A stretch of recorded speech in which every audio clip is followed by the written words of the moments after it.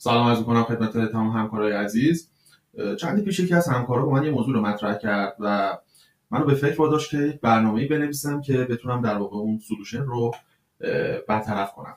موضوع از این قرار بود که با توجه به این قطعی‌های برق که بعضن توی بعضی از شرکت‌های صنعتی ممکنه بیش از 5 ساعت باشه و در واقع حالا تایم اون باتری یو پی اس اون شرکت نتونه تمام اون مدت سرور رو تغذیه کنه و از طرفی با توجه به اینکه ممکنه آیتی من ها مقیم یک شرکت نباشن و چندین کمپانی رو بخوان ساپورت کنن به لحاظ شبکه‌ای، یه دسترسی می‌خواستیم ایجاد کنیم برای حالا یکی از نفرات اون مجموعه که زمانی که نزدیک بود به تایم تخلیه باتری و ناچار بودیم سرورها رو خاموش کنیم، از یک طریق امنی بتونیم یک دسترسی ایجاد کنیم برای یکی از کاربرها تا بتونه با یک کلیک به راحتی سرورش رو خاموش کنه. توی این برنامه ما چند تا حالت رو در نظر گرفتیم. یکی برای شرکت‌هایی که چند تا هاست ESXi داشته باشن و موضوع دوم بحث کردنشیال هستش که کردنشیال رو یک بار آیتی من خودش شخصا وارد میکنه و اون به صورت اینکریپت در محل برنامه ذخیره میشه. خب برای اینکه حالا ببینیم این برنامه به چه صورت کار میکنه، ما اینجا یه هاست ESXi داریم که خب IP 192.168.35.128 هستش. همونطور که ملاحظه میکنید ورژن 7.0.1 هستش و اینجا من در واقع یک برنامه اگزه اینجا میذارم. ببینید اینجا در حال حاضر صرفا یک فایل اگزه هستش، یعنی هنوز فایل های کردنشیال ما ایجاد نشدن. اینجا پینگ هاستمون رو داریم که داره ریپلای میده بهمون. خب من یک بار کلیک میکنم روی این، برنامه‌مون باز میشه. در ابتدای کار از شما میپرسه که چند تا هاست ESXi داریم توی مجموعتون.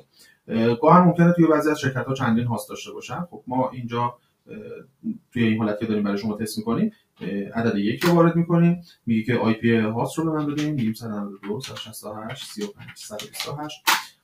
توی مرحله یوزرنیم از ما میخواد میزنیم روت، پسوردمون رو میزنیم. همونطور که مشاهده می‌کنید پسورد قابل نمایش نیست. پورتمون هم که ما پورت دیفالتمون 443 هستش. ببینید الان ابتدا هاستم رو به حالت مینتیننس مود برد و در نهایت دستور شاتداون سیف رو به دستگاه به هاست ما داد. نکته که حائز اهمیته که روی تمام وی ام هاتون برای اینکه این برنامه به خوبی بتونه کارش رو انجام بده، روی تمام وی ام هاتون شما باید وی ام ور تول رو نصب کنید تا بتونه در واقع با اون دسترسی گستی که داره بتونه ارسال کنه. ببینید الان اینجا ریکوست تایم شد و هاست ما می‌بینید که خاموش شد.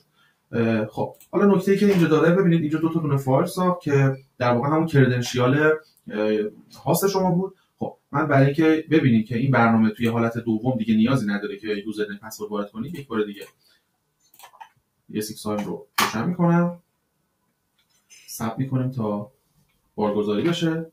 اینجا همزمان میتونیم پینگش رو ببینیم. اینجا هم که یه اینتر میزنیم تا بتونیم از برنامه خارج بشیم. خب ثبت می‌کنیم تا هاستمون کامل تمام سرویساش لود بشه.